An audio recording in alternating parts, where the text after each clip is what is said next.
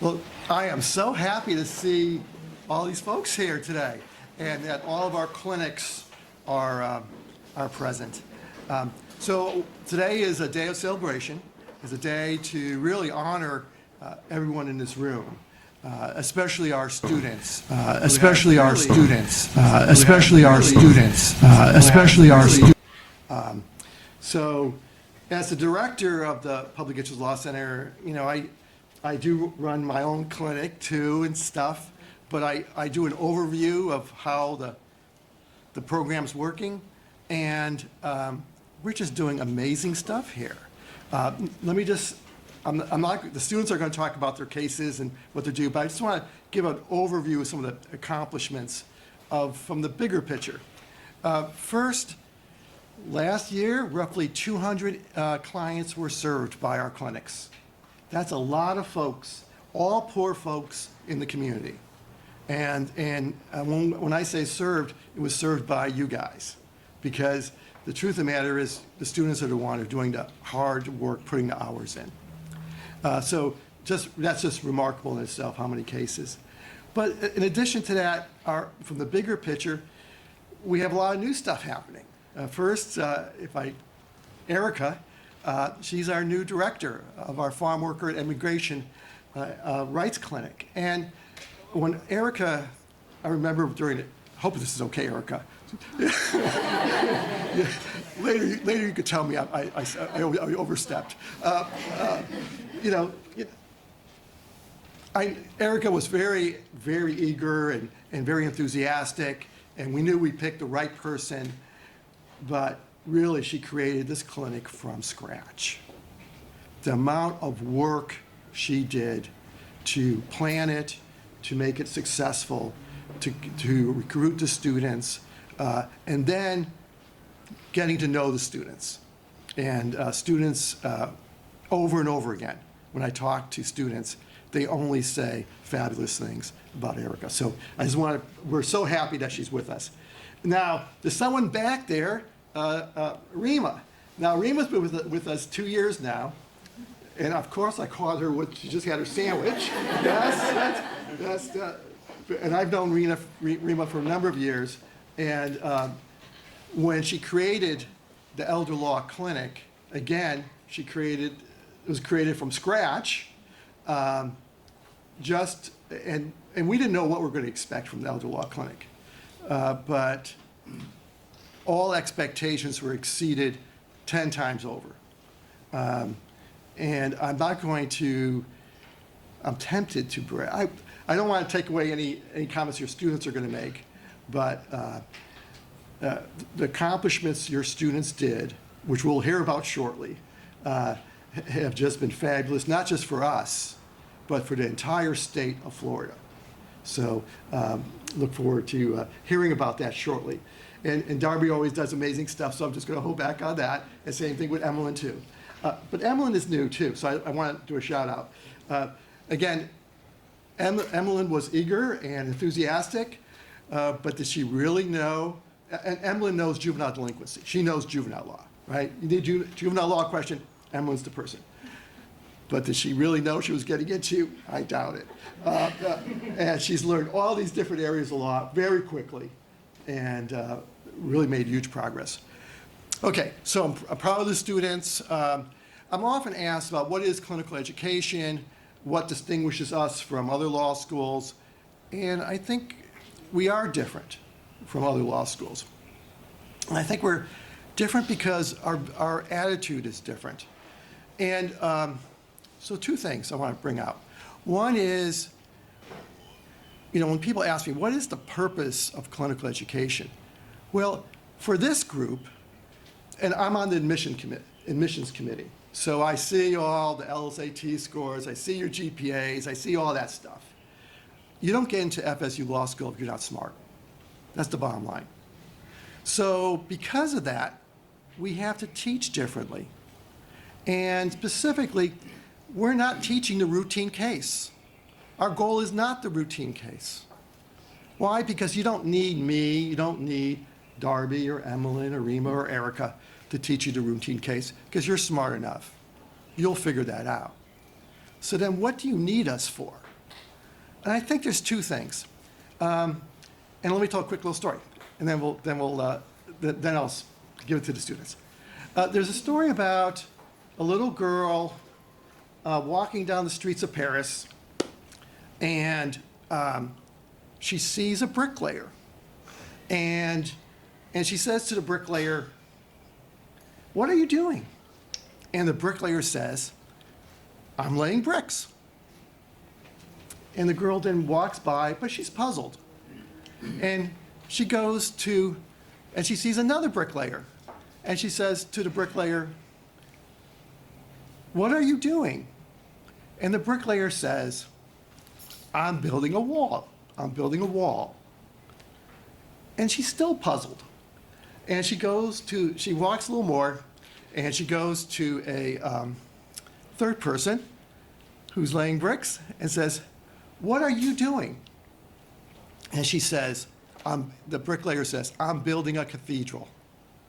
I'm building a cathedral."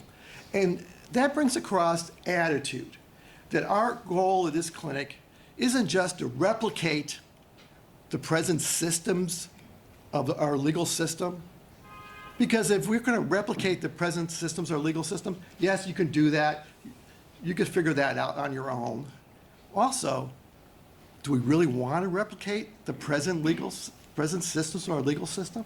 Do we really want to replicate that?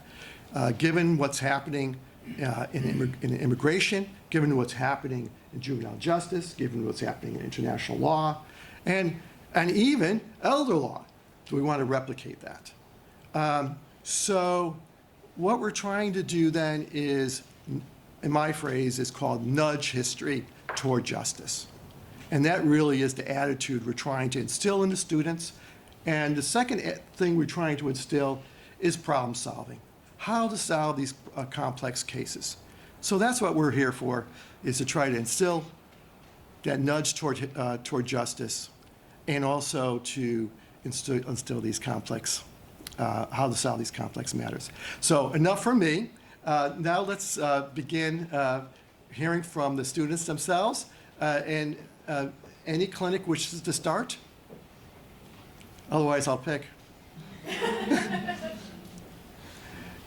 Well, since I mentioned Erica first, why don't we pick the immigration clinic?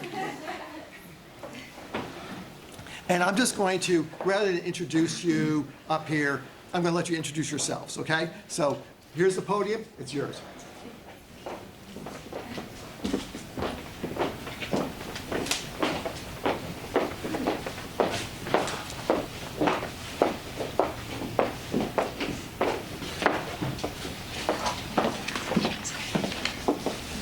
Hello, can you hear me well? Okay, I'm Jalicia Vernon, and I will be talking about some accomplishments that we've made this semester in the Farm Workers and Immigration Rights Clinic. So this semester, we engaged in many simulation exercises, which were beneficial in preparing us for client interviews. For these exercises, we were placed in pairs where one person acted as a client and the other acted as an attorney interviewer. The exercises helped us to be more mindful and thoughtful in how we structured our interview questions, and to be more aware of our clients' body language and responses. As for the actual client interactions, most of our clients were from Latin America and only spoke Spanish. And some clinical students only spoke English. As a result, we had to create plans around this disadvantage to ensure smooth flowing interactions. For example, to prep for the client interview in one case, we had the English-speaking students help with creating questions, and then the Spanish-speaking students would translate these questions into Spanish during the actual client interview. This strategy gave everyone a fair chance of participating, which is something that I, as an English speaker, was very grateful for.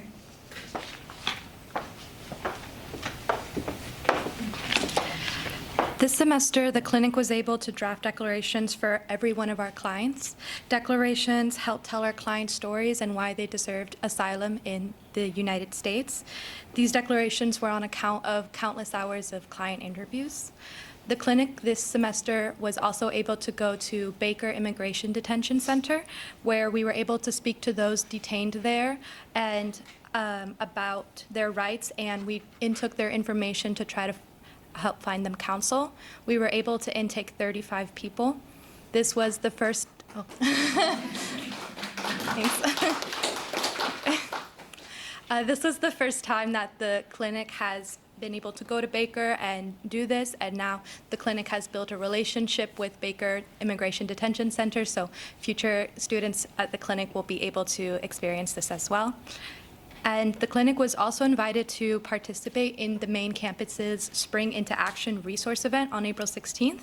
It's going to be an opportunity for students to register to vote and for immigrants in Leon County to see what resources Florida State University has available to help them. Okay, I'm a LLM student. I'm from Chile, and I'm a attorney in my country, but I've learned a lot in this clinic. And I have witnessed the importance of legal defense for those who don't have financial resources and family support. I have seen how dedicated attorney can make the difference in the life of a person facing a complex immigration process. Additionally, my participation in the immigration legal clinics has allowed me to focus on learning about the complex interaction between criminal and immigration law because I was a criminal attorney in my country. I've been able to observe how criminal charge can have serious immigration consequences for immigrants and how immigration detention can be used as a punitive measure even for those who have not committed any crimes. I also learned the importance of having the collaboration of other professionals for the successful preparation of the case, such as those who request asylum, as they tend to be complex cases and require a holistic approach that goes beyond the immigration law. In the immigration clinic, I have learned that collaboration with other professionals from other disciplines, such as psychologists, psychiatrists, and sociologists, can be crucial to presenting a strong and convincing case. Psychologists and psychiatrists can assess the psychological trauma our immigrant clients have suffering, which can be important evidence to support their asylum claims.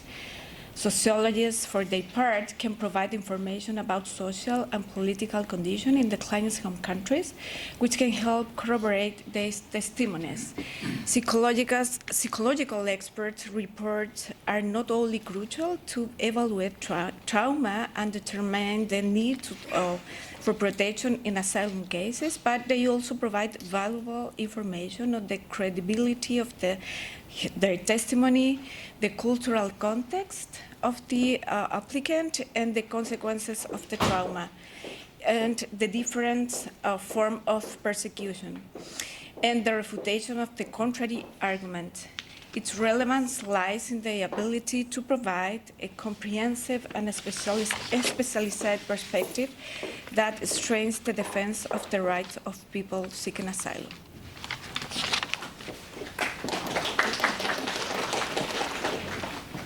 Hi, everyone. My name is Natalia, and I just want to touch on 3 things that I did during the clinic. So first, as a certified legal intern, I had the opportunity to attend a master calendar hearing for clients in Orlando. It's kind of the first hearing before a judge, and I was able to represent the clients before a judge, speak for them, and I was also able to practice that with the professor a couple times before, so I wasn't as nervous. The second thing was during Farm Workers Week, the entire class collaborated together to not only perform a donation drive that was successful, but we also brought awareness about farm workers during Farm Workers Week. Farm workers are in need of long cotton shirts because they're under the hot sun. So we were able to collect more than 60 shirts, and we're gonna send them to the farm workers in Apopka. And then the last thing that I wanted to touch on, so a couple of the students partnered with an international organization known as Justice in Motion. We did research on local, state, and federal regulations for H-2A and H-2B workers. We then accumulated all the research onto one memo to make workers aware of their rights and to help both agricultural and non-agricultural workers trying to file claims against current or former employers. Thank you. Hi, my name is Renzo, and I want to discuss my experience in the clinic. One of my favorite aspects of the clinic was the amount of guest speakers we were able to actually bring in to speak with the students. As Natalia mentioned, we did have Justice in Motion come speak with us as well. They were able to speak about the distinctions between H-2A and H-2B visas, as well as farm worker conditions in general. We were also able to have the Bronx Defender's Office, which represents individuals in New York seeking asylum.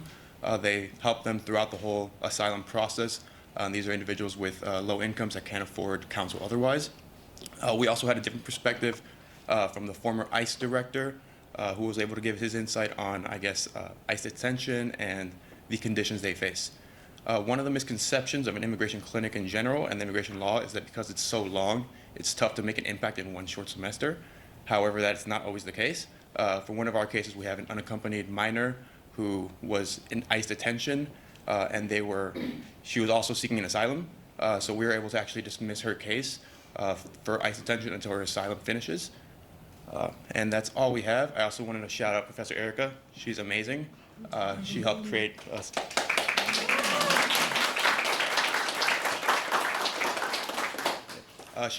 just a whole clinic experience that was very collaborative and comfortable, and can't speak enough. She's amazing. So thank you guys.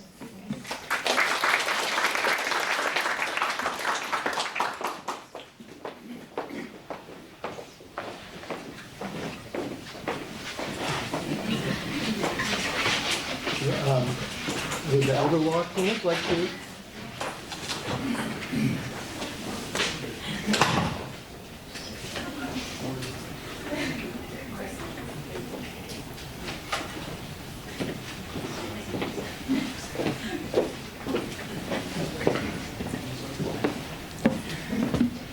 Hi, everyone. Can you hear me okay? I'm kind of a loud person, so I'm going to try to not be so loud. My name is Tazara Weilhammer. I'm a 2L here, and I chose to do the Elder Law Clinic partially because that is the area that I am choosing to go into once I graduate. I know that elder law doesn't really jump off the page to most people. When you talk to a typical law student and you say, oh, I want to do elder law, they kind of look at you funny and go, why? It's not as sexy as, international law or some of the other clinics that we have, but it's still such an important clinic, and it's still such an important area of law. We learned so many things this semester, from how Medicare works to the signs of abuse and exploitation of elderly people. And this is an upcoming societal issue that we have. We also learned about the silver tsunami that's coming, which is going to increase our elderly population by a significant percentage in our country. And we just don't have the infrastructure to support all of our elderly citizens. Where it really is going to hurt us is with nursing care and nursing homes. We don't have enough physicians, we don't have enough nurses, we don't have enough CNAs to staff and help these individuals. It's also about money lost. Billions and billions and billions of dollars are lost every year due to elder exploitation, and that is something that we learned during this clinic. Some of my favorite parts of the clinic was working with the clients themselves. We got to work with a wide variety of clients. I did an estate plan for an elderly couple who were just some of the most interesting and fabulous people that I've ever met. And listening to their stories really opened my eyes to a lot of the issues that our aging parents are facing. Who am I going to give my stuff to? Who is going to make these decisions for me? And it was really gratifying at the end of the experience to see the emotion and the relief in my clients' faces when they had finally gotten all of these planning decisions made. And they didn't have to worry about them anymore. I mean, let me tell you, my client, she had a stack of books in our first meeting all about estate planning. I mean, she knew everything that there was to know, including digital asset planning, which my partner and I had absolutely no idea what she was talking about. But she was a wonderful client. She wasn't difficult. She let us go through the process, do the client interview, teach her about advanced directives, and it was just such a wonderful collaborative process with the client. Another case that my partner and I had was a housing case where an elderly woman was, for all intents and purposes, probably being taken advantage of by an apartment complex. There were several issues with her contract. They say that there's one contract that she was paying on. She said that her original contract was only for a certain amount, so they were charging her thousands of dollars in back rent, which she just didn't have because, like a lot of our seniors, she's on a fixed income. And we eventually were able to negotiate a way to not get her evicted so that she could be placed in more supportive care. And that was really gratifying to me as well because I feel like I had a hand in helping maintain the safety for one of our precious elders here in Tallahassee. All in all, this clinic was an amazing experience. You don't really get to learn the practical side of the law when you are just attending your regular doctrinal classes. It's here really where the rubber meets the road and you learn and you grow and you become more confident in your skills as a baby lawyer.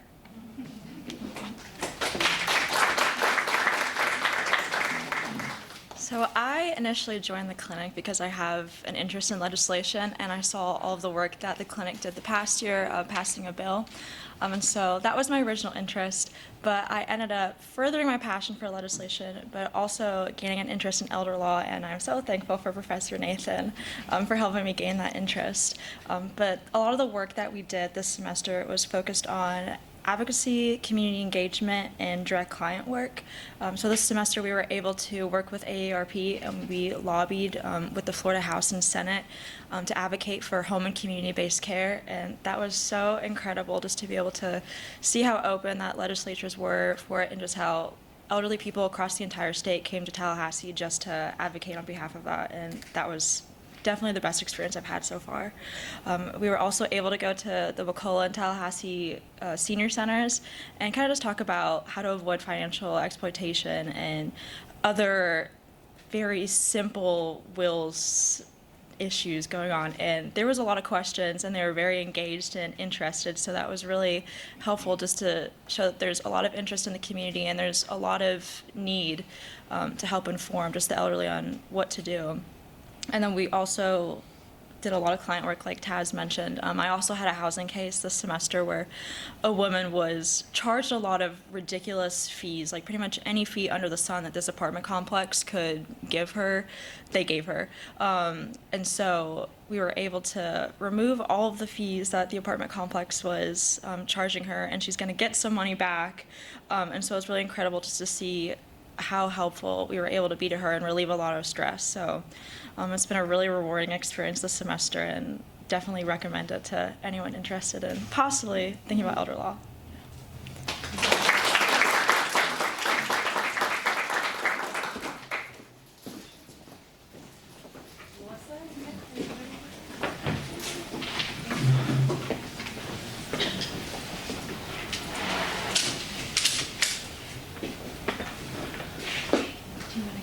Yeah, go first, yeah.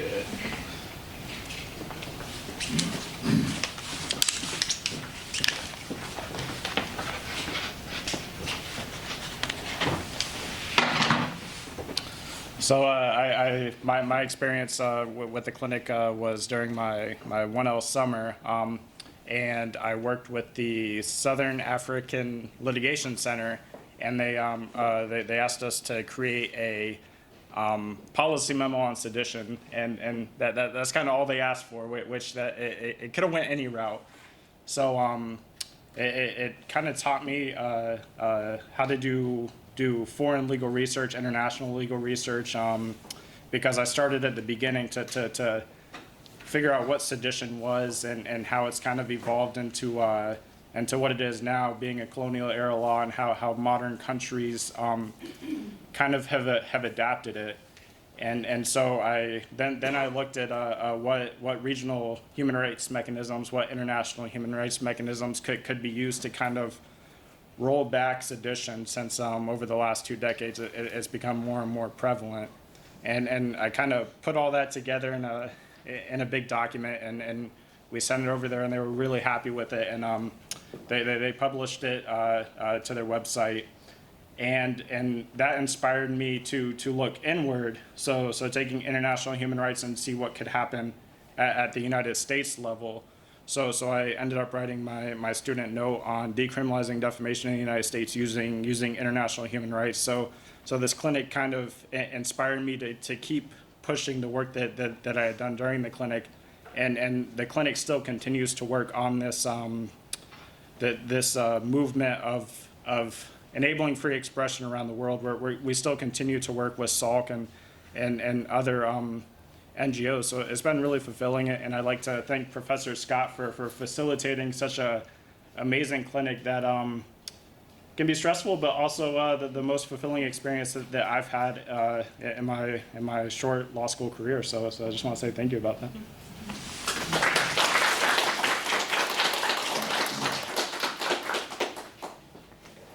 Hi everyone, my name is Melissa. I'm a 3L, almost alum.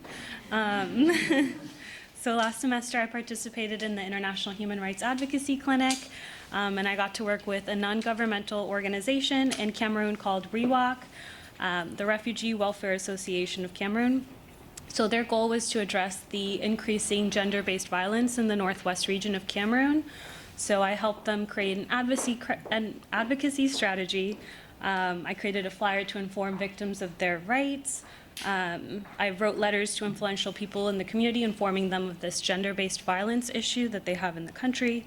And I did some research on dignity kits for rape survivors. And then this semester I was a research assistant for Professor Scott, and I worked with another NGO in the Democratic Republic of Congo called the Global Refugee Leaders Forum. So I helped them draft a new refugee law. They had a presidential decree from 2002 that they were unsatisfied with.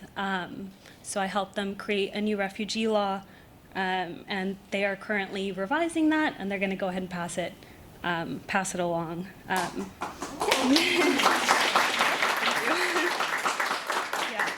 I'm really grateful for this clinic experience and this research assistant experience. It really taught me what it means to be a lawyer and what the benefit of it is. I got to apply everything I learned in law school, that how to think like a lawyer in a very non-traditional setting. And it felt great to be able to support people in other countries that are really just trying to make things better for their people. So I'm really grateful. Thank you, Professor Scott.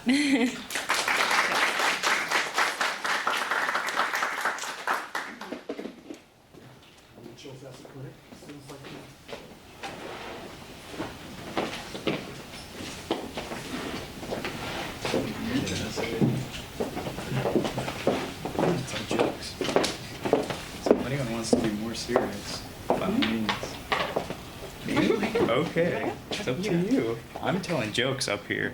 I don't usually get an audience this big when I tell my jokes, so I appreciate you all being here. The main thing I just wanted to do is tell stories, which I think I got from Professor Annino, who has at least 3 stories for any one instance that you can think of in law. One of my favorite clients is a 10-year-old boy. He's about, I would say, like this tall, maybe at most. He's a little short for his age. But the funniest thing that happened was the first time we met him, I went with Leonard, and this kid just immediately was very against Leonard, and I don't know why. But he had a comic book, and he was showing us this comic book, and he said, you're on my, he pointed to me, and he goes, you're on my side, and we were all the good guys, and every bad guy in that book was Leonard. And so that was just hilarious, and I had the time of my life. I was like, oh, Leonard, you're terrible at this. We're winning. Like, this is great. And then, the second time I met with him, he had been moved to Jacksonville, and it was just me. Leonard was unable to go. And I talked to him for a while, and then at one point, Leonard came up, and I said, Leonard really wanted to be here, but he couldn't make it. I'm really sorry. And he goes, oh, that's okay. Leonard was annoying. And that was hilarious. I just couldn't stop laughing at this kid. He was great, and I think all my time in the clinic was just great. And I was just really grateful for the experience. So thank you all. It's only right for you to go. Yeah, you gotta go next. I guess I didn't know I was such a villain until a 10-year-old told me. And like every great villain, I don't have a really good speech prepared, so I'm going to do my best. So this semester, beyond working with Hayden, we got the chance to work with Dr. Clark and in the case of Sean Hutto, who is a child, not a child, but a man now that needs a Medicaid waiver to access services. And I've got the chance to work with another case with Joseph, just the Watson case, where we have a medically fragile child that needs 24/7 private duty nursing. And I guess this is relevant because me, like everybody else here, I came to law school because I wanted to help people. And there are very few chances you get to actually do that when you get here. You realize a lot of the funneling is towards places where you make the most money or you devote the most time to things that are really irrelevant. But I got to do the Iraq Clinic and now the Children's Advocacy Clinic. And at both places, I've gotten a great chance to actually help people. And the thing that's most profound to me about both of them is that you see a clear choice, right, with everybody you interact with. Take the hearing we were in this week. CMS has a medical director that did the rebuttal case at the very end, and he got to pick apart and dissect the family who we were representing's life, every aspect of it. The parents weren't doing it enough. They got just enough to support. He got to dissect every bit of their life, and he didn't actually meet the client. He's never met the child. He's never been in their home. He's taking this paying job where essentially this is all he does. He dissects a client's life. And then on the other side, you have expert witnesses, doctors, psychologists, who have chosen to take their time for no money to go help people. And I guess the thing I would like to impress upon everybody is that you guys have this choice too. Everybody here has the choice to, instead of make the most money, you could go out and help people. I mean, even outside of your job, you could continue this. This is literally just the beginning. I'm a 3L. I feel like an old person as compared to everybody in this room, but I am a baby, you know, and I've done nothing. And even at the clinic where I've gotten a really good chance to help people, it's barely enough. There's so many people. After I leave here, the Watson case won't be over. They have another child who has severe autism, who has no support, let alone the fact that it's not a guarantee that they'll receive the 24/7 private duty nursing they need. So I guess the fight continues, and I hope somebody else is there to take it up, and I hope you guys continue to do this throughout the rest of your careers. I hope you don't give up. Thank you. And thank you. Thank you to Professor Scott and Professor Annino and Emmeline and Edgar and everybody at the clinic. And I'm going to say thank you to Dr. Clark, even though he's going to get a thank you from the entire PILC apparatus later. But thank you, Dr. Clark.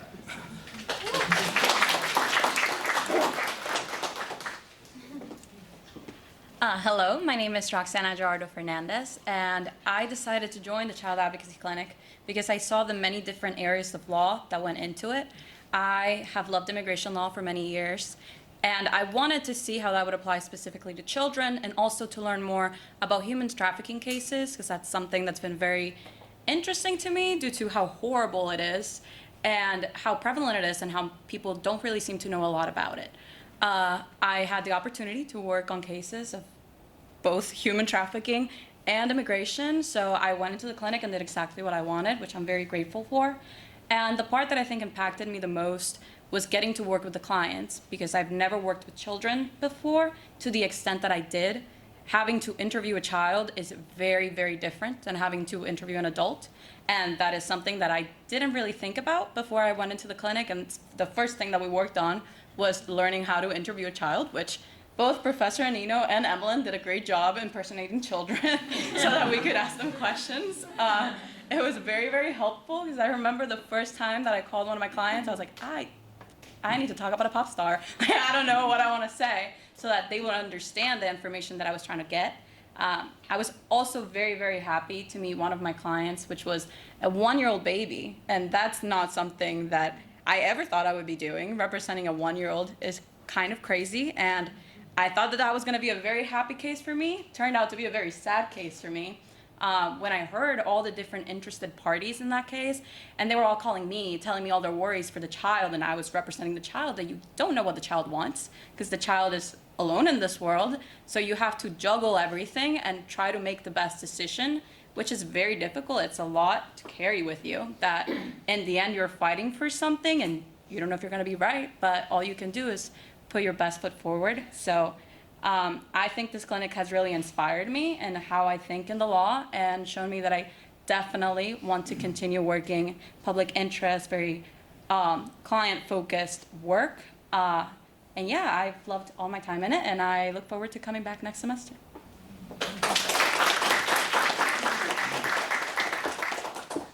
Hi everyone, my name is Amira. I'm not really too good at public speaking, so bear with me. But I really did enjoy my time at the clinic. I learned a lot of valuable knowledge that I never really thought, there are certain things that come up when you're practicing or when you're trying to, have client interactions, and there are a couple issues that you never really think that you're gonna come across. And I've realized that Professor Annino and Emmeline do really good at trying to explain every single little issue and teaching us to predict what exactly can happen between those client interactions, issues that can pop up within the case, things that you may never even predict or never even think about. I had a couple human trafficking cases, and I also did a couple, or one I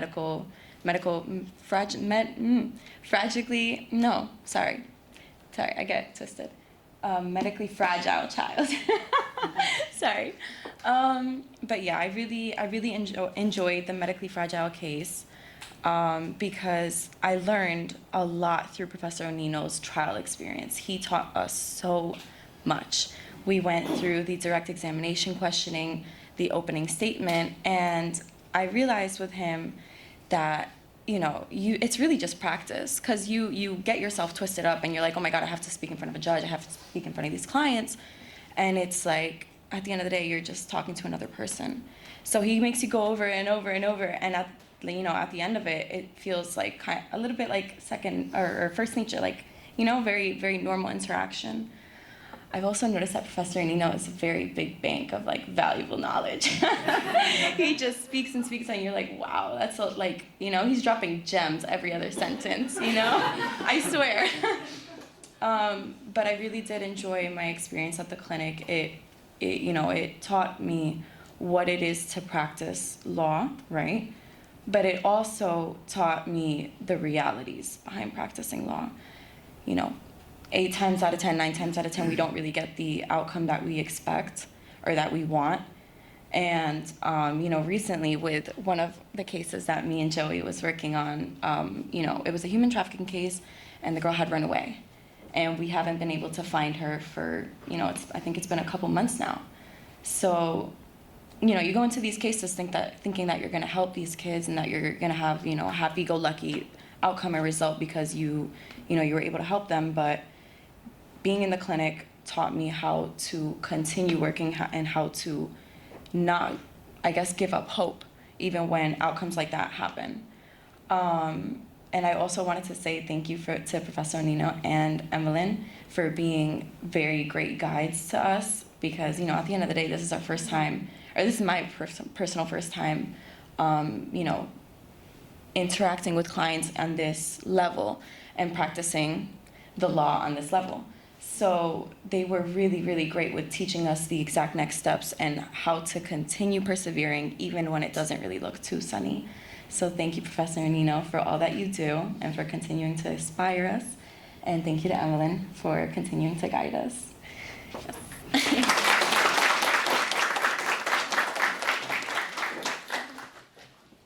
And the CAC projects students, do they going on? And we have 2 project students. We have two projects: the health project, human trafficking exploitation law project.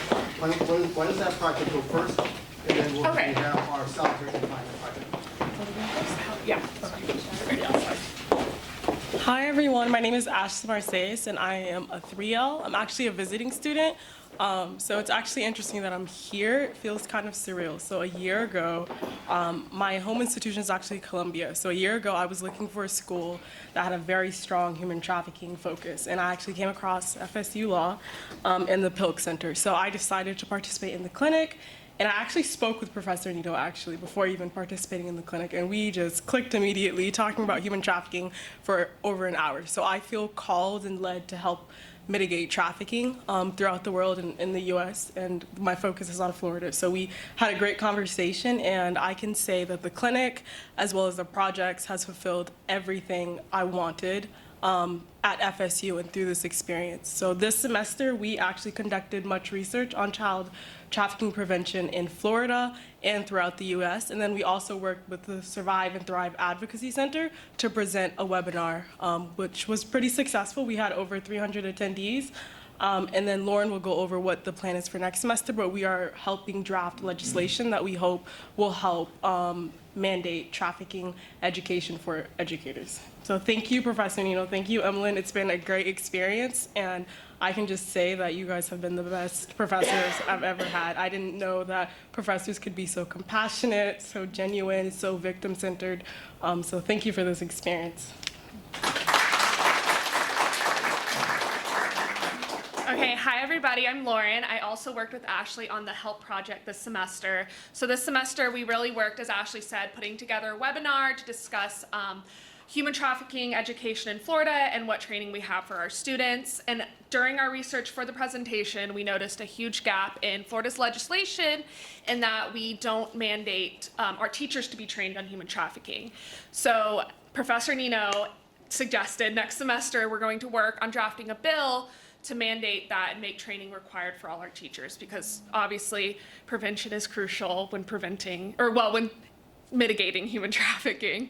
But yes, as Ashley said, Professor Annino and Emlyn have been the absolute best this semester, and we're so lucky to work with them and have them guide us through all of this. So thank you.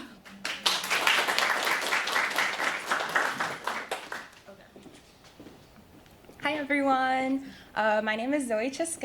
I am with the Child Advocacy Clinic, and I am also Professor Annino's research assistant. So my partner Christina and I worked diligently last semester and this semester in a solitary confinement bill, which we were able to get into the Senate. Shout out to Bobby Powell. The solitary confinement bill, well, I worked on the substantive bill. I guess Christina will talk about her bill. We're essentially attempting to lower the hours children can spend in solitary confinement down to 8 hours per instance, because I don't know if you guys are very knowledgeable about this stuff, but right now there are children who spend up to weeks and months in solitary confinement and they don't have any mental help provided for them. So that was a very big part of our initiative, and on April 19th, we are having a solitary confinement webinar, so you guys should join, you guys should watch. And yeah, that's all. Hi, I'm Christina. And this year, Zoe and I worked on not one, but 2 bills. Our other bill that we worked on is a bill that would collect data on solitary confinement in Florida, because we really just don't have the data on how often it's used or how long it's used. And we hope that having that data could help us persuade the legislators to abolish it in the future. But I never thought that as a student I would get to work on policy, let alone 2 bills. But Zoe was a great partner to have, and we did our best to draft legislation. Well, we had help, but and then we went up to the Capitol. It was just us, and we were just knocking on random legislators' doors and being like, please listen to us. And sometimes they did, and sometimes they did not want to talk to us. But I think it was a really big accomplishment that we had both of our bills have a Senate sponsor. And even though they didn't get passed, I think it's such an important step in the process of getting solitary confinement abolished that we were able to have these bills filed. And I've been working with the clinic for 3 semesters now, and I've also worked with the Elder Law Clinic, and being part of the Public Interest Law Center has definitely been my favorite part of being at FSU. I feel like it's made me a better lawyer and a better person, and has inspired me to continue this type of work. So I really appreciate the opportunity.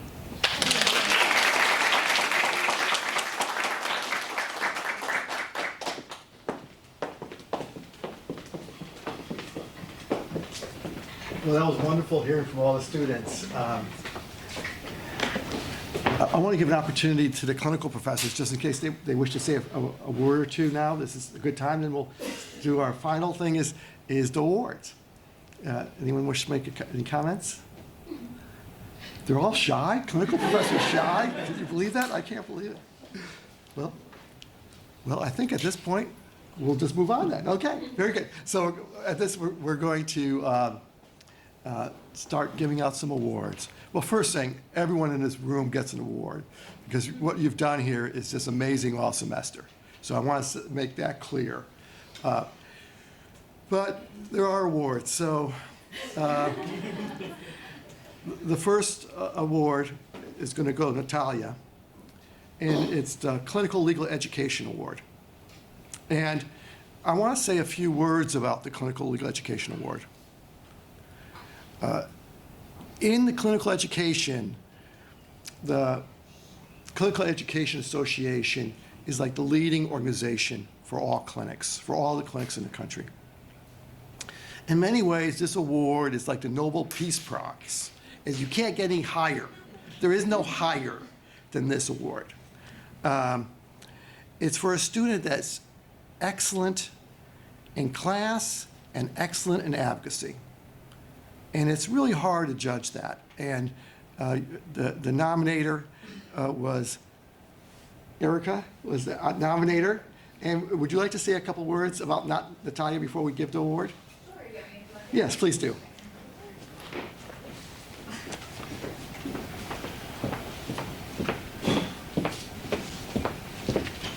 All right. So Natalia has participated in 2 of our 4 PILC clinics. So prior to joining the Farm Worker and Immigration Rights Clinic, Natalia participated in the Children's Advocacy Clinic with Professors Annino and Harley. In our clinic, Natalia advocates for a family of 5 who were here meeting with her just this morning, a young mother, 2 siblings, and our organizational partner, Justice in Motion. So if that sounds like a lot, it is. Early on in the semester, Natalia embraced the opportunity to go represent our clients in immigration court.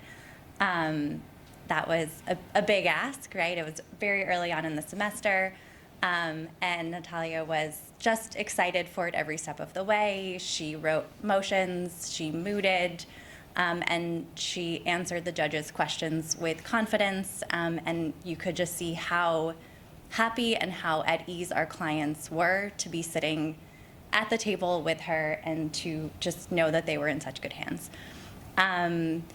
Even before going to the hearing, Natalia took initiative to ease our clients' stress, communicating with them clearly, and then figuring out a way to visit them. I think you were in on this too. Going out to Panama City and actually meeting with them and just answering their questions. You know, this was something that maybe we could have done over the phone, but I think, you know, just being there in person, shouldn't have to do it, and she took the initiative to do that. She's been an empathetic and dedicated advocate for these clients and all of our clients ever since. So we're doing our own activity next week, and so students have shared some reflections on each other, so I thought I would include some of those here. Y'all will all get reflections from each other, don't worry. So Natalia's colleagues describe her as a leader who is clearly passionate about her work. They say she's never backed down from a challenging assignment, and wherever she goes after law school, we'll be lucky to have her, and we agree. She's consistently dedicated many hours. I have to check hours on Clio to make sure we're complying with the ABA, and Natalia's are up there. I do check in, don't I, right? And she just contributes really great work product to her teams. We're very grateful for your ongoing contribution through the Children's Advocacy Clinic and to the Farm Worker and Immigration Rights Clinic. We'll miss you. We'll miss all of you, truly.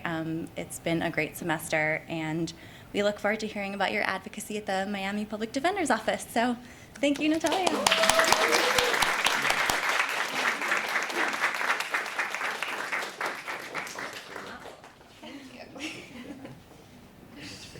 Thank you. You're very welcome to say a few words. Sure. Well, now I'm shy because that was a lot. But first I want to thank the clinic, of course. I think this by far has been the best experience of law school. And Professor Erica, I truly can only hope to be a third of the lawyer you are. Like, you have been amazing, and all the students I have learned so much from. This is the only class I've ever looked forward to, and the Child Advocacy Clinic. The two clinics have been the only class where I'm like excited to go to class. It's not, as you guys have heard, it's not substantive. It is substantive, but so much more than that. It's about practicing. It's about client work. I've been honored to work with all of my clients. I have learned more from them than anything else.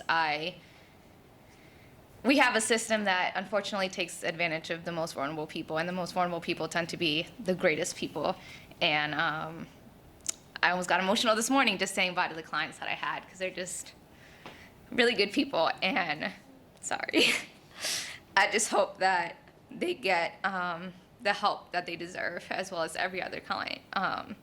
Every client for this clinic is just an amazing person, and I'm just glad that I've been able to do my part in helping them.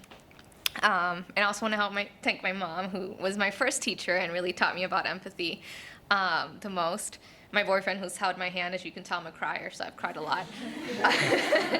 And my best friend, who's not here, but she's watching. So, and Professor Paolo Annino, who I think you're an inspiration to us all. So thank you a lot. Thank you, guys.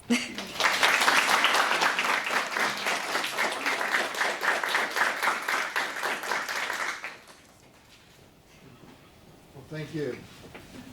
Next is, our next award is Advocate on the Rise Award. Advocate on the Rise. If Rima could come up here too.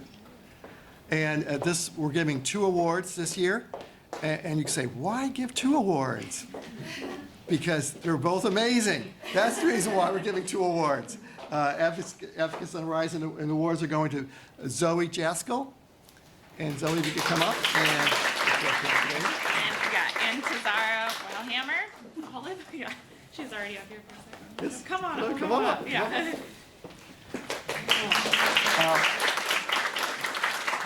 Advocate on the Rise Award is an award that was created here at FSU College of Law. It was specifically created to focus on students that showed incredible growth in their professionalism and growth in their accomplishments. And it's also an award that carries a high expectation that they're going to continue in this incredible path.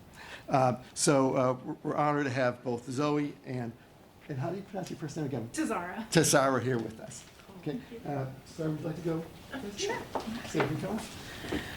So when I got the email, I was incredibly surprised. And then I got a secondary email from Professor Annino who said, oh, and you guys have 5 to 10 minutes for remarks. And I thought, oh man, do I have 5 to 10 minutes of remarks? I don't think so. So I wrote a speech, and then I wrote another speech, and I'm going to do neither of them. So I just want to say that what a testament this is to how far anxiety from imposter syndrome can really take you. This honor is incredible. You know, I just showed up to the clinic and I did the work, you know, with my fellow students. And let's be real, like, who am I to be one of the recipients of Advocate on the Rise? My legal career so far has been more of a wildly enthusiastic but slightly uncoordinated toddler. But this award means a lot to me. We did a lot of really good work at the clinic. I want to thank my friends and my family. You put up with my rants about difficult client things. You put up with me obsessively talking about elder law for an entire semester, which my mom wasn't upset about because she is an elder law attorney, but everybody else was like, we get it, old people. But, you know, I just want to thank them for my encouragement, or for the encouragement and support, even when I didn't believe in myself. And most importantly, I'm sorry. I am also a crier, so I feel you. I want to thank Professor Nathan. You are amazing. Your classes were a whirlwind of legal knowledge and genuine enthusiasm, which can be really difficult to find in law school. You managed to instill confidence in even the most nervous of recs, and somehow make complex legal concepts feel almost manageable, including Medicare. Thank you for fostering this environment where students who are only one reading away from a complete and total meltdown can thrive. The culture that you've created in the Elder Law Clinic is superb, and your dedication and your love and your loyalty to your students is recognized. This award is a huge confidence booster to me. When I started the Elder Law Clinic, I was a little worried about how I would manage client interactions. I've watched my mom do it 1,000 times, but she's a natural. She's perfect. She's Grace. But for me, this is a huge honor, and it made me realize that while it might not always look pretty, I am learning, growing, and becoming a halfway decent baby lawyer. But all of that would never be possible without my village. So thank you.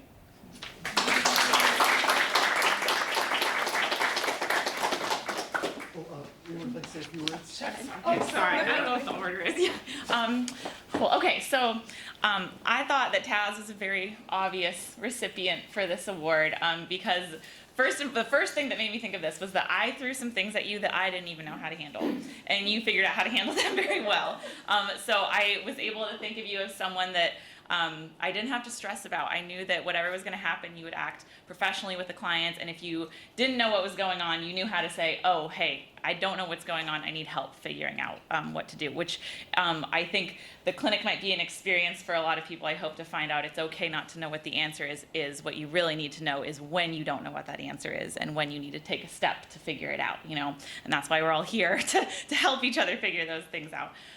So I think you did a wonderful job with all of your clients and all of your project work, and I really appreciate that you are expressing the enthusiasm to continue doing that work with us, because I know that you've made a really big impact for the people that you did help, and so I'm really excited to see you continue doing that in the future. So thank you so much.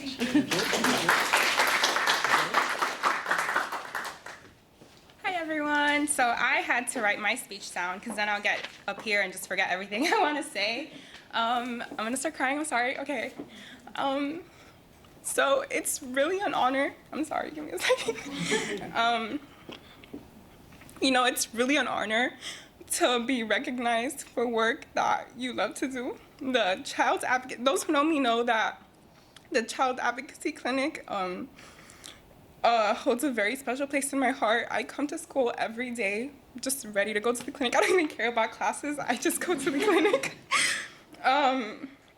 When I chose FSU Law, I chose it with the intent of joining the clinic, and during that time, I did not know the impact it was gonna have on my life. The clinic has challenged me and pushed me past my limits and has held some of my happiest moments. I would not trade my experience for anything in the world, I'm sorry. I was truly blessed to be surrounded by the most amazing people, classmates, clients, staff, and professors who provided nothing but support. I have learned so many lessons and skills that I will carry with me throughout my career. I know that even if things look bleak and there might not be a solution to a problem right in your face, there's always light at the end of the tunnel, and there's always a way to help someone. These are lessons that I will carry with me throughout my career, and I know I'll be a better professional because of it. First, I want to thank my mom and my brother who are watching. They have always believed that I could make it big and that I could accomplish anything I put my mind to. Their undying support and love carried me through many sleepless nights and just navigating my legal career as a first-generation student. I want to also thank Professor Annino and Danica Harley for believing in me and being living representations of honorable people and advocates. They mean more to me than they will ever know, and every day I strive to be more like them. They have built me and encouraged me every step of the way, and I would not be standing here without them.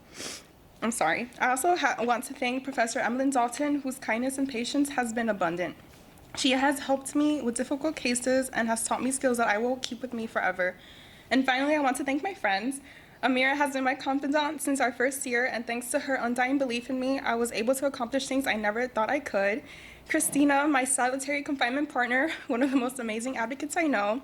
Professor Annino's heavy hitter. I will never forget our many times to the Capitol in the cold to save the children. I would not trade you for the world, and getting to work alongside you has been an honor. Thank you so much for being my partner for the last 2 semesters. Last but not least, Debbie, your dedication to the clinic is admirable, and you brought us so much joy and stressful moments. The clinic is a better place because of you, and I know our clients are going to be in great hands, and this award is for all of us. Thank you.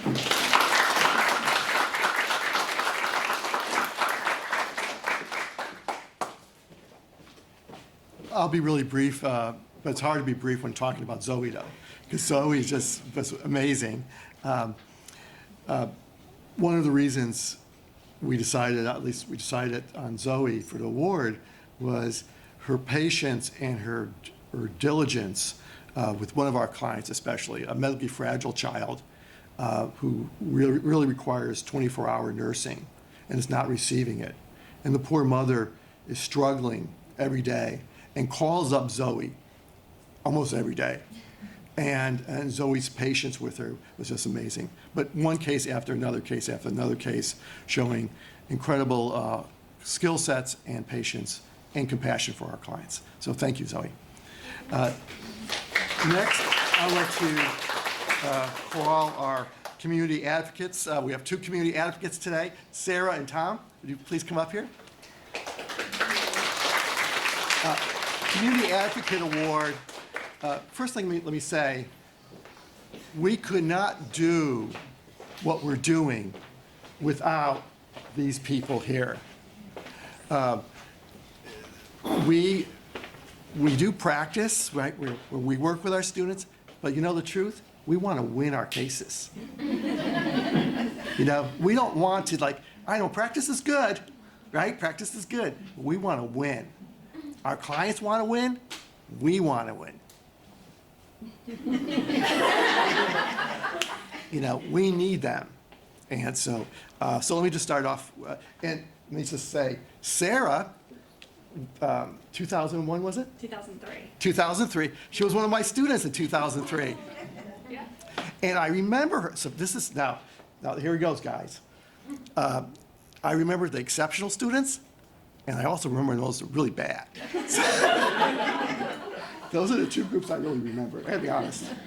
And she was exceptional as a student, and I always knew that she was gonna be an amazing lawyer.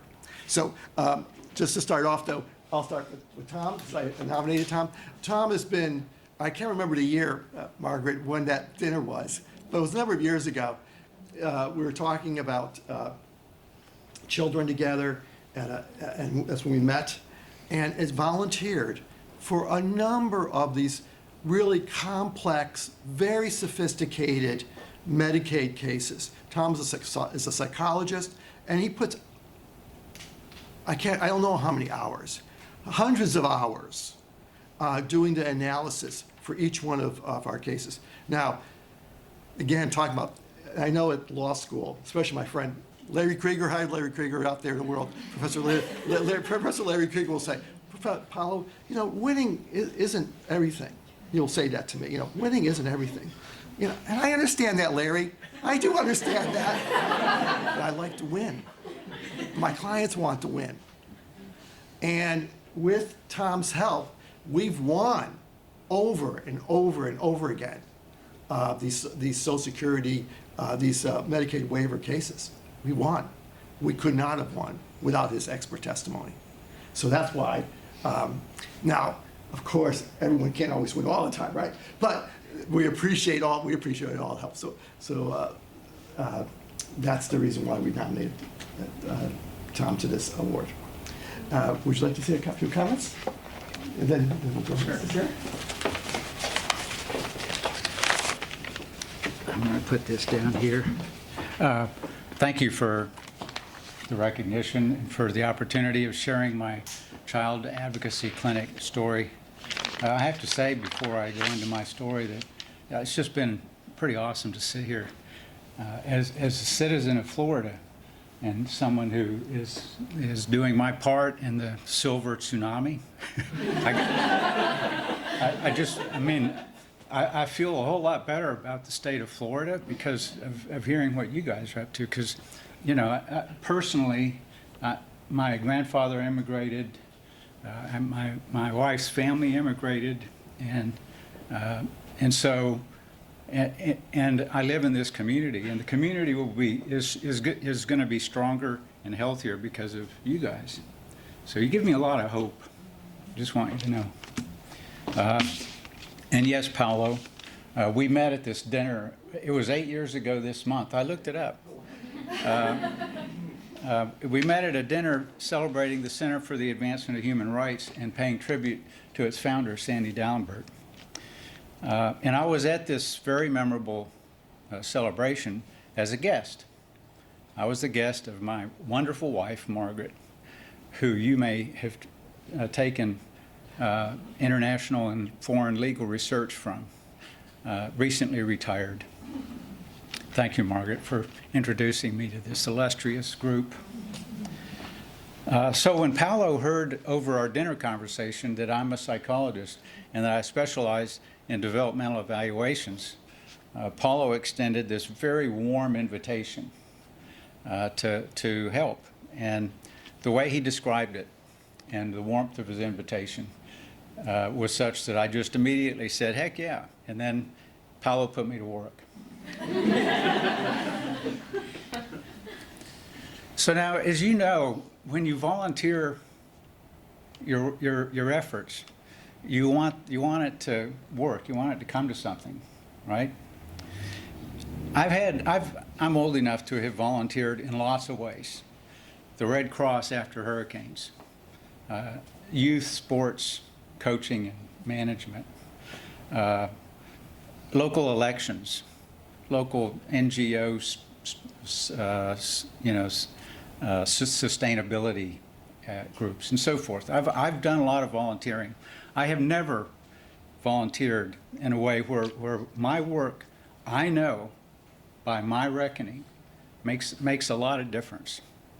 And you can see I'm a crier too. I get.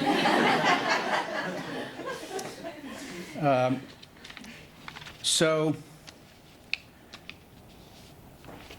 during my work, I was constantly aware that the effectiveness of our work really came down to collaboration, to combining your legal skills and knowledge with my psychological expertise. Time and time again, when the stakes were very high for our clients, right? It was our teamwork that made a difference.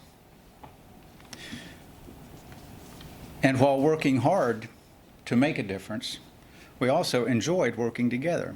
So speaking of that, I got to pause here for a minute, give a shout out to Turner, because I know Turner, he's no villain.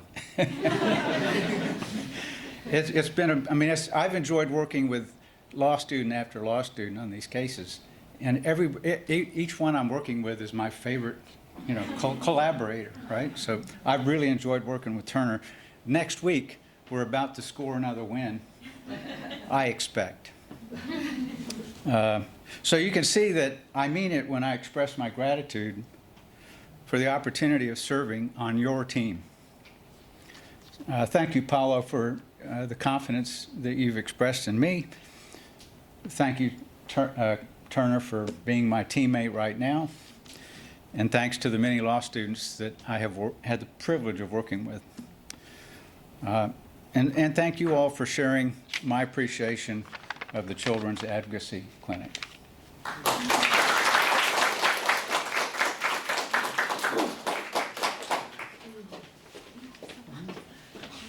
Hi, everybody. So I just want to say a few brief words real quick about Sarah.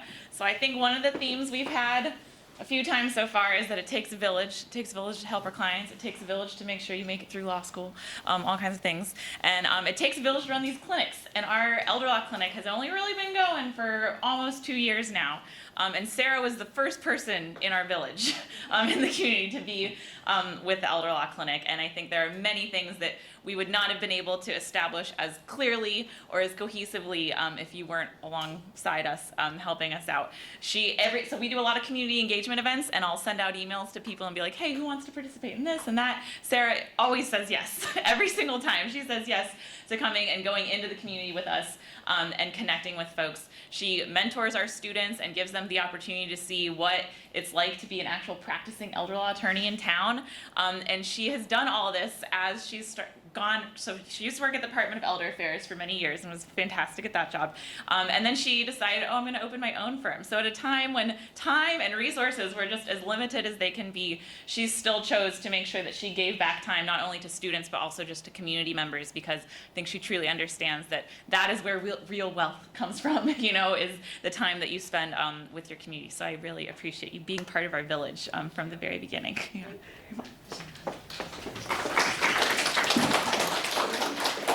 This is heavy. So yes, I'm Sarah Halsell. I am an elder law attorney here in Tallahassee, and I am a FSU law school grad. And so as Professor Nino said, he was my clinical professor in my third year of law school, 2003. And I'm pretty sure he had that same tie back then. So I went to law school with an interest in working in healthcare policy. And I chose FSU so I could work in all the branches of government. I wanted to work in the executive branch and I worked for the legislature, and I clerked with the court, and I wanted to have the kind of full-rounded experience. And I don't remember why I chose to work in the Children's Advocacy Clinic that third year, but it was a highlight of my law school career. And it was the first time that I was able to connect the person at the heart of the policy, and just kind of see how policies affect real people. So in that clinic, it's been cool to be here and listen to all of you guys. And it was, I was being reminded about the work that I did. I got to represent a little boy here in Leon County who had been expelled from school because of a zero tolerance policy. And I got to argue before the school board on his behalf. And, and so that to me really stuck. And having that experience where I did graduate and I did go on to work in policy, and I've spent most of my career in public service. I started with the Agency for Healthcare Administration, working in Medicaid policy, and then I've moved over into Elder Affairs, where I was there for 18 years, working kind of in the legal aid development world on behalf of Florida seniors. But all that time, I never worked with clients, directly. I was working kind of behind the scenes, working with legal aid. But that little boy who was, expelled from school due to a policy that really never could have taken into account his particular circumstances. You always have to think about the people who are impacted by the laws that we have here. So as Rima said, I left Elder Affairs and went into private practice. A couple of years ago, it kind of coincided with her starting up the elder law clinic here, and so it's fun to right away kind of do the full circle thing and come back to FSU and start helping in the clinic. And it's been an honor to do that, and truly it is an honor to work with you guys and to hear the stories today about all the work that you're doing. I hope it sticks with you. I hope that you'll take it with you as you graduate FSU and go out into the world, and just remember that the people that are in our communities need eyes and ears kind of looking out for their needs, and whatever kind of work you're doing, kind of to help keep an eye out for vulnerable people who need advocates. So thank you again for the honor.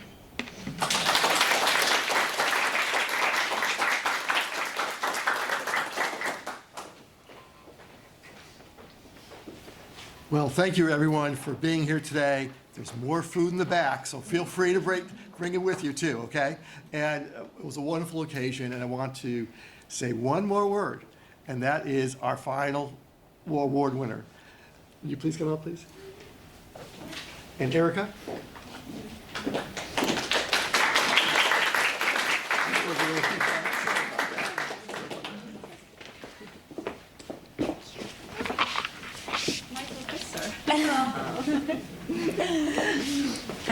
So I'm so excited that we're starting this new award this year.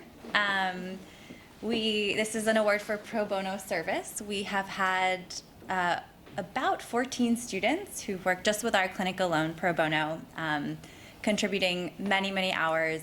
And Yasmin is one of a handful of students, Juan Diego also sitting in the back, who've contributed over 50 hours of work to our clinic. You know, that's not for compensation, it's not for credit hours, it is just to give back to our community.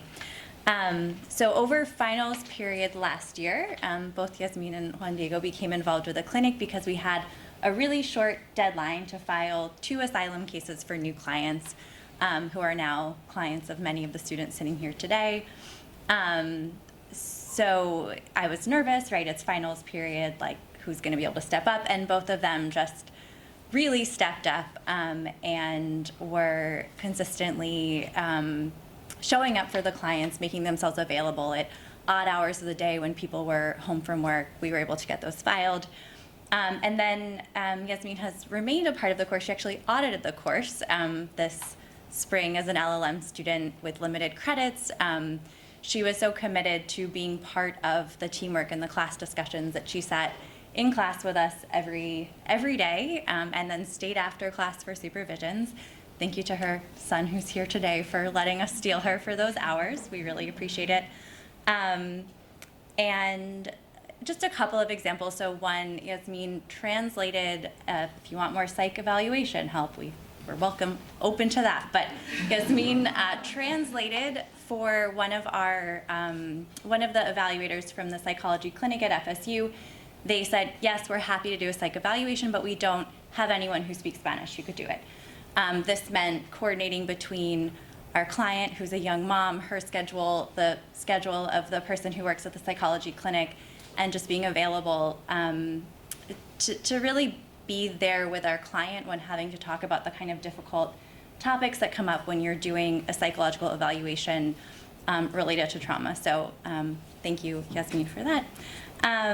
And she's remained an incredible advocate for this client. For example, when she learned that our client's daughter wasn't getting healthcare services that she was entitled to as a kid, she went out of her way to try to figure out how to connect her to those services.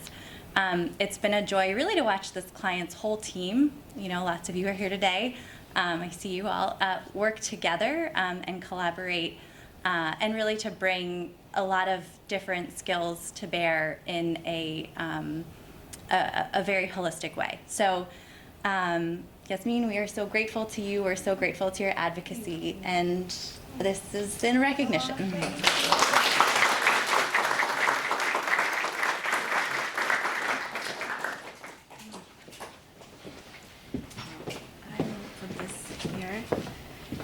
Someone forgot this.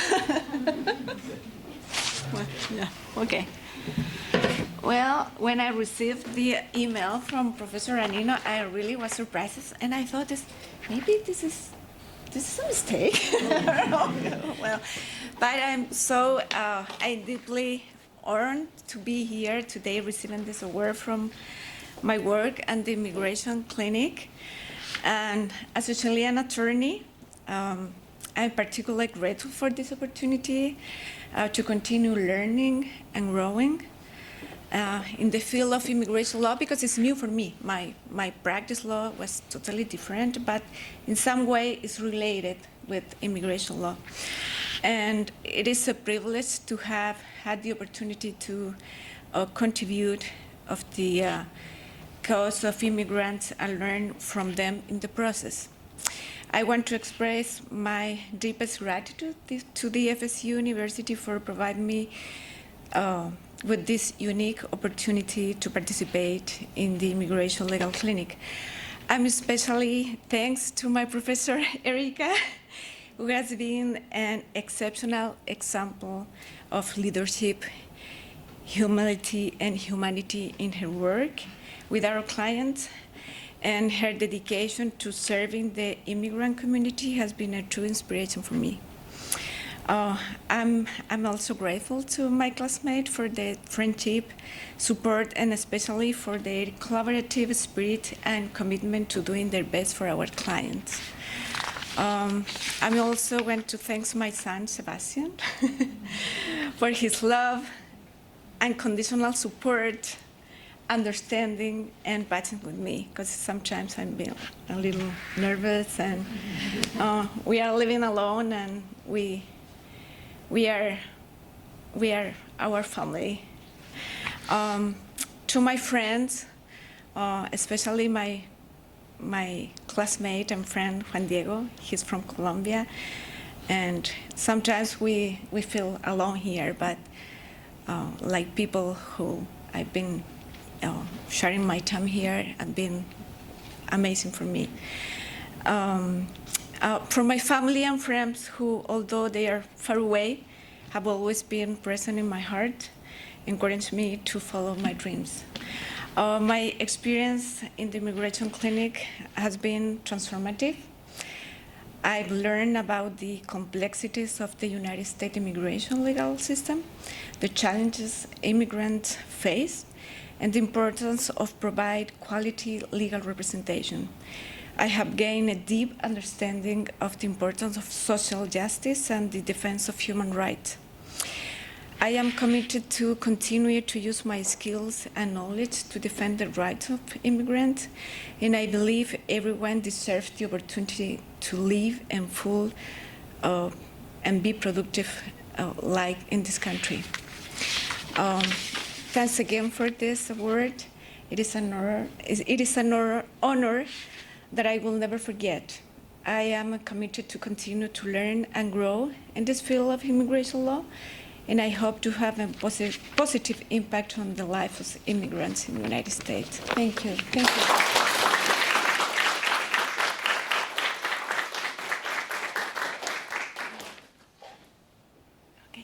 Thank you. At this point, I'd like everyone just to clap and honor everyone in this room. So to the entire team. Thank you so much. Thank you so much. And now there is still food back there, so go for it. Thank you, everyone. Bye now.